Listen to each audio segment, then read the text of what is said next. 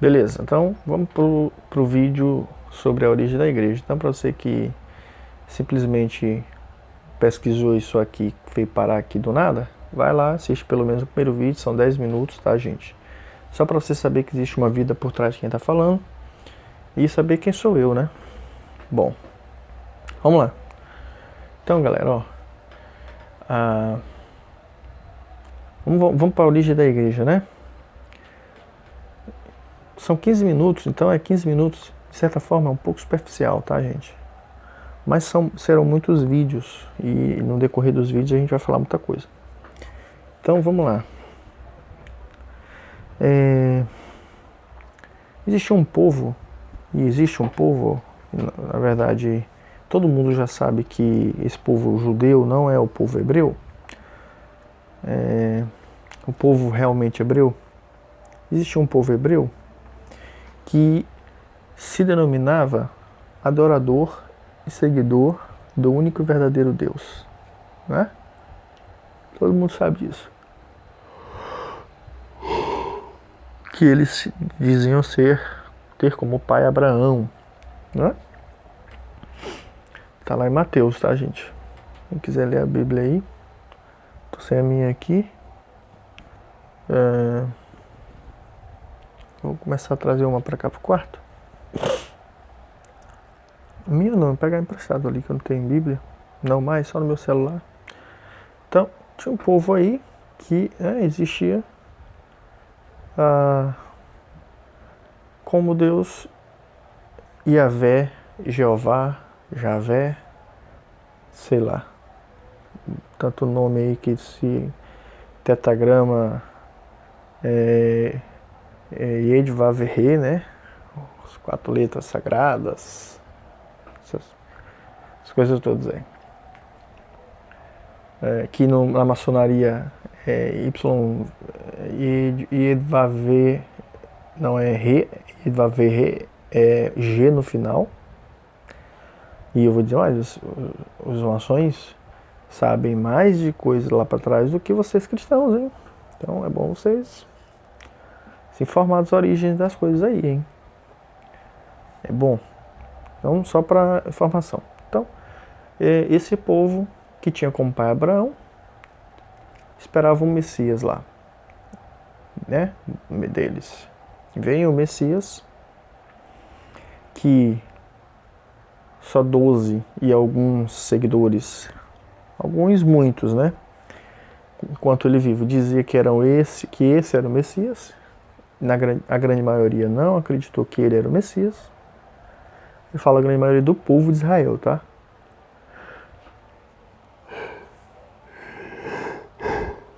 E beleza. Então,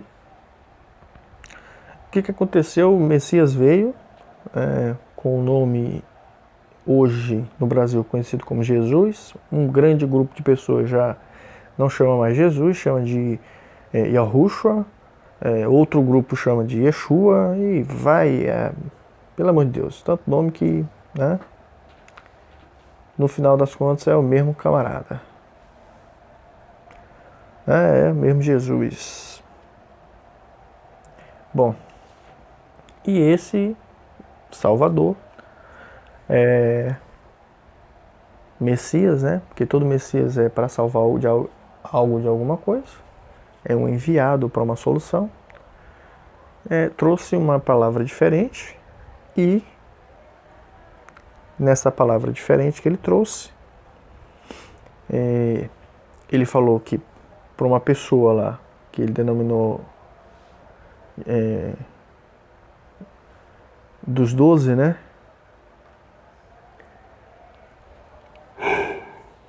Desculpa aí, gente. Ele denominou, porque aqui tá um pouco chuvoso, tá meio frio, tá gostosinho. Então, de vez em quando, toda hora pra seja aí. Pedro, né? Sobre esta pedra edificarei a minha igreja. Então, esse Messias, morto, crucificado e ressuscitado, segundo a Bíblia, né? Disse que edificaria a igreja dele em Pedro. sobre esta pedra, tu és Pedro, sobre esta pedra edificarei a minha igreja. Ora, eu não tô com o dicionário aqui, tá, gente? A gente já lê aqui o que é edificar. Lê aí o que é edificar. Bom. E a igreja ainda não existia aí, né? Quando a gente se espanta em Atos, já existe uma reunião lá, né? As pessoas já estavam reunidas, existiam lá uns 7 que se dedicavam à palavra, né? Que escolheram outros cheios do Espírito Santo para servir as mesas, né? Que já estava tendo uma reunião ali, algo diferente, mas diferente, tá, gente? Porque essas reuniões sempre existiram no povo judeu. Esse tipo de reunião sempre existiu. A diferença é que agora era em nome do Messias. E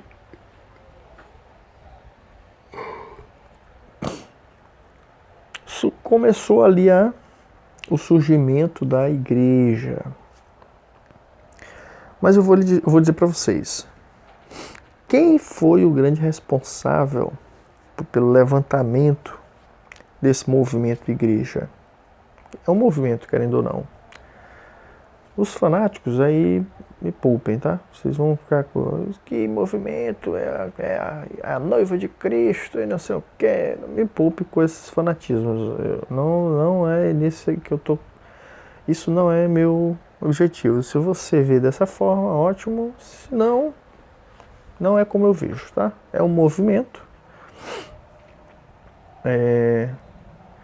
e que foi iniciado pelos 12, né?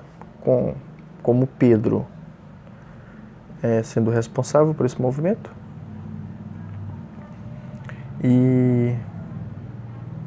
Mas quem foi realmente que, né, acelerou isso aí no sentido de balançar a poeira? Foi Paulo, né? A gente sabe que ele é quem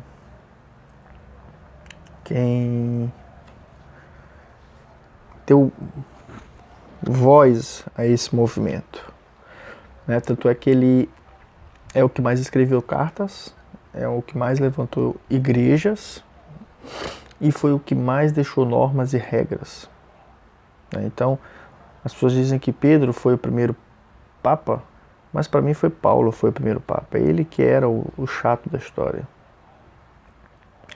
Ele veio muito depois, participou da morte de né? Acho que é Estevão, né? Estava sendo apedrejado. Acho que é Estevão.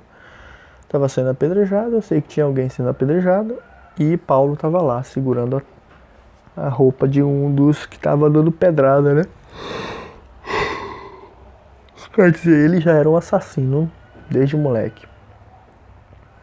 E este assassino, que hoje a gente critica, que um assassino...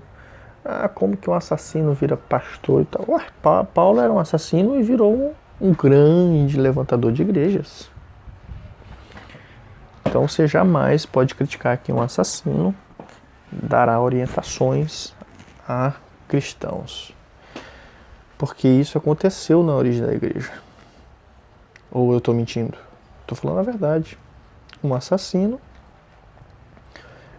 de cristãos foi o maior no meio dos cristãos.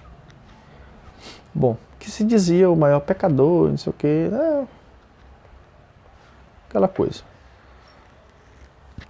Mas que era um assassino, certo? Bom. E ele foi para matar pessoas e disse que no meio do caminho teve uma visão, certo? Bom. E aí ele começou a levantar igrejas, criar normas, né? Os irmãos serviam de forma tranquila, né?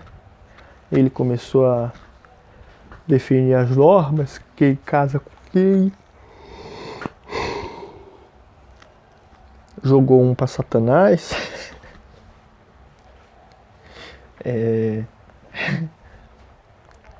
Um jovem lá, coitado, comeu a madrasta dele, transou com a madrasta dele e Paulo entregou ele pro diabo.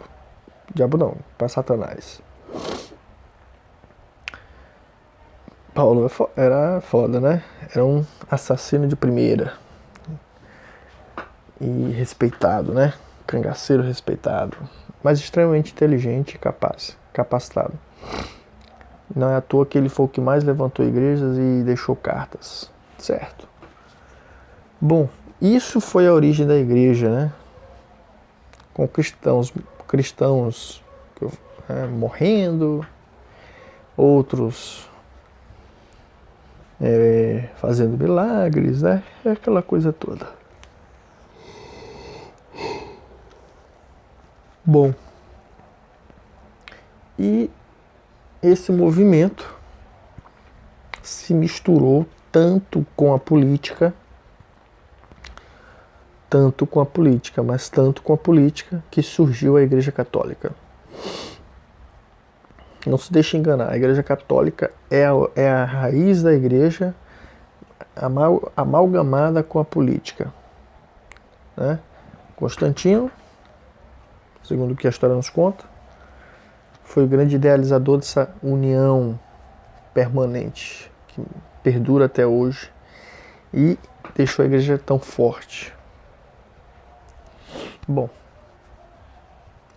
e não se engane, você crente, não se engane. Todas as suas práticas religiosas, tanto você católico quanto você protestante, são práticas pagãs. Quando Constantino se uniu à igreja e a igreja se uniu a Constantino, todas as práticas pagãs foram introduzidas na igreja, mascaradas e introduzidas. Todas, não se engane. Todas. Então, se você comemora o nascimento de Jesus, é uma prática pagã introduzida na igreja. Se você comemora o Natal, é uma prática pagã. O que você comemora, a Páscoa é uma prática pagã. Tudo isso são práticas pagãs introduzidas para você que se diz protestante e católico praticar com o nome de cristianismo. Então, o cristão que estava lá, né, o que não era líder, que era só um irmãozinho lá, vamos nos unir? Vamos, mas e aí? Não vamos aceitar. Não, tudo vai permanecer o mesmo, vamos fazer só mudanças de nomes, de data. A data é essa agora, a data é aquela, mas o nosso Deus ainda é Jeová e o nosso Jesus. Mas as práticas são todas pagãs. Não se engane, tá? Você comemora o Ano Novo, você está lá na sua igreja comemorando o Ano Novo, isso é uma prática pagã. Não se engane. Tá bom? Não se engane. Você faz culto de virada, uma prática pagã. Pesquisa que você vai ver qual é o Deus de duas faces que você faz esse culto. Para quem é que você faz esse culto? Por mais que você diga que é para Jeová. Certo? Bom. Então, isso é a origem da igreja. É uma origem conturbada já, por causa da vinda de um Messias que não, para a maioria não era um Messias, morreu, não definiu nada, morreu, ficou aparecendo, ninguém sabe o que ele fez nesses aparecimentos aí dele, né? Porque ele aparecia, desaparecia, parece que durante 40 dias, para os apóstolos, né? Para os 12 e para os seus seguidores. Ninguém sabe o que foi que ele falou, ninguém escreveu. É igual quando ele era jovem, né? Até os 33 anos ali, ninguém sabe o que foi que ele fez. Tem alguns apócrifos aí que falam algumas coisas interessantes, mas de modo geral ninguém sabe. Quer dizer, para escrever um monte de coisas souberam, mas para o que realmente interessa ninguém sabe, né? Bom, porque, por exemplo, eu vou te dar um exemplo. Tu acha que essas vindas e idas dele 40 dias não era o que realmente interessava? Pós-morte?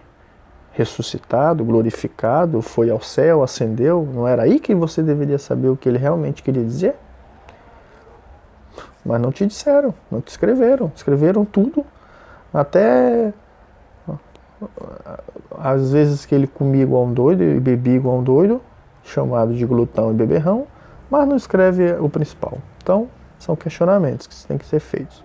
Então, essa é a origem aí da igreja. Isso é a origem da igreja e do catolicismo, né? Essa mistura religiosa inicial ali gerou o catolicismo e nosso primeiro padre chamado Pedro, né?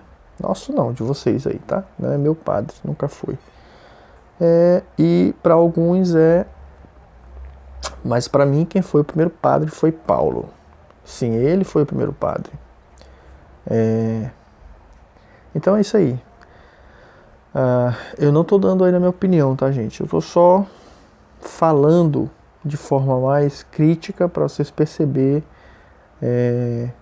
a origem das coisas, né? Entender a origem das coisas aí. Então vamos para o próximo vídeo.